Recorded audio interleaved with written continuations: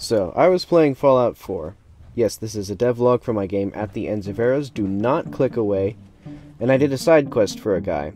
Once completed, I did as you normally do in Fallout 4. I went to his pathetic hovel and stole all his worldly possessions.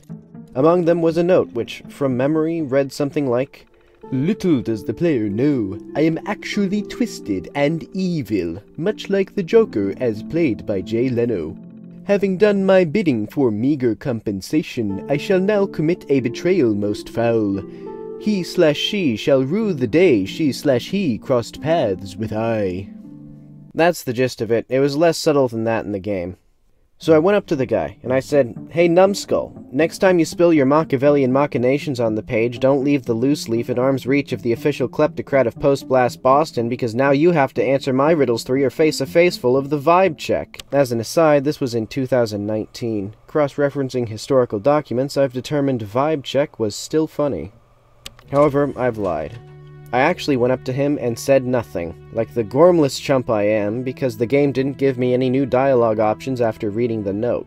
Fallout 4 often left me wanting to say something without being able to, a powerful metaphor for the futility of words in a violent world, and also annoying. However, imagine if there was a new option, and imagine another player vacuumed up everything in the trailer without looking, talked to the guy again, and suddenly found an entirely new branch of dialogue revealing the betrayal without the player knowing why. This has also happened to me in games, including Fallout 4. This is a problem with dialogue menus in a lot of games, and I think it's a fundamental issue with the menu itself. Either you can say something or you can't, and the developers don't know what the player knows, meaning they either potentially spoil something the player hasn't figured out, or leave them unable to act on information. A lot of adventure games let you control conversations by choosing an item from your inventory to talk about. This is also used in visual novels, like the murder of Sonic the Hedgehog, or that other one with the woman who died and became a ghost and possessed her sister, and her sister's boobs got bigger, and if you pick the right items, you'll advance the story or uncover new information. I think this is a really cool mechanic, and I thought, what if an open-world game had a mechanic like that? Instead of all your options being presented directly, you had to figure some of them out with more effort and choose the right item from everything you've collected. This would encourage players to think more deliberately about the things they pick up, make it easy to tell when the player knows something, and add exploration and experimentation to the dialogue where none previously existed. So, I've decided to add this system to At the Ends of Eras, along with a few other mechanics for dialogue. There's now a menu the player can bring up at any time in dialogue with a few options. At the top is the ability to trade coats, which you can do with most NPCs and furniture. It's very important. Coat trading is perhaps the central pillar of the game's sandbox. Below it are contextual replies. At various points in a conversation, characters might say something the player can ask about or expand on. Instead of interrupting the flow of dialogue for every single one, they're collected here for the player to check at their leisure. Then we have the button to bring up your inventory and ask any NPC about any item you have, like I first described. And finally, the real kicker, there's the journal. You don't pick up that much stuff in this game. Jackie's not barging into people's homes to steal their garbage. But every character, place, task, and important event is stored in the player's journal. Originally, this was just to assist the player in keeping track of things, but now you can open the journal in dialogue, pick an entry, and ask a character about the thing it describes. From a technical perspective, adding these went smoother than I expected. I use my own dialogue system with a custom language, so I modified it to allow for jumping to custom labels for the items and notes with optional conditions, and I added the contextual replies that are quietly added to the player's menu as dialogue progresses. They can be tied to certain context with text here that I can then forget later in order to delete the replies when they're no longer relevant. At some point I'll do a deeper dive into this dialogue system, because it's pretty damn good if I do say so myself. If I ever want to sell shovels instead of panning for gold, I might even write some documentation and pretend it's not just a bunch of rejexes and text replacement. Now, adding a feature like this more than a year into development might seem like scope creep, mostly because it is scope creep. I considered adding these systems much earlier on, but decided to focus on platforming instead, and while I made what I consider a perfectly tolerable platformer, that doesn't excite me. And if it doesn't excite me, I can't imagine it excites many players unless they're just really into 3D platformers or really into Jackie. The last two devlogs helped crystallize in my mind what I wanted from the game. I realized dialogue, character interactions, and the game's overall structure were the most important parts of the game to me. And I realized other projects excited me more because At the Ends of Eras didn't explore mechanics I found interesting, like the project I worked on during my break. Trying out these dialogue mechanics in an open world does excite me, and I think it gels nicely with the sort of content I want to create, and better develop the core premise of the game. Also, after all this time, the game is still somehow an empty fucking field, so I don't have to throw away any content already in the game.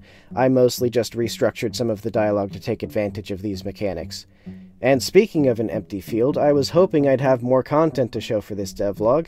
Who cares if you can ask any NPC about any grain of sand in your pocket or childhood memory if none of them have anything to say about it? The real work remaining is making stories and things for the player to interact with, which has been like pulling teeth. This has been the case since about 2 weeks into development when I first started making content. I knew it would be hard because good stories often consist of people in places doing things, with people and places and doing and things all being assets I have to create, like new towns, new items, and new systems, but if the scripts were supposed to be the easy part, why have I only written one complete side story in the past 4 months? I've been doing more work off-stream to try and write scripts that I can implement live, but I've been struggling with boring, meandering plots or interesting premises I can't make coherent. I suppose I have to face the uncomfortable truth that everyone must face eventually, which is that every professional writer who's ever given writing advice wasn't lying, and writing really is a skill you have to develop. Imagining an epic emotional scene when you listen to My Chemical Romance doesn't mean you know how to write a plot. Part of the struggle is I don't want to just make content like some open worlds have. Not to make this any more my 8 years late Fallout 4 review, but I'll say my biggest criticism of the game is how much it reads like a note from the writer saying, I had to make 5 side quests by Monday and this was the best I could do. You know what I mean? A lot of the stories just went in one ear and out the other, just a frail framing device for the gameplay. Or worse, they were so insanely dumb that I can't get them out of my head years later. Like hunting down a mob boss who was just sitting in a locked broom closet for 200 years. You open the door and he's like, Hey, I'm sitting here, tortellini, I'm the mob! Well, kid, it looks like we just saved the town. In another 200 years, he might have run out of cigars and tried to start the mob again. Well, that's my character arc. I guess we're married now. He had better luck than little Billy, at least. Bad stories in a game are worse than nothing, because it primes the player to expect the next story to be bad too. Once the player's looking for flaws, that's all they'll find. I'm fine creating things that are just gameplay, like the races, which have no story attached at all, because I don't want to treat the dialogue like an obligatory waste of time to get to the fun part.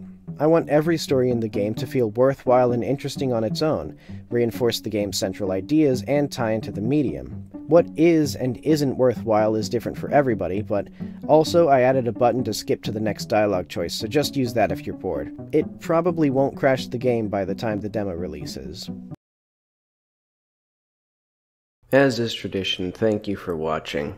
There's going to be a new demo coming August 7th, which I wanted to get this out before.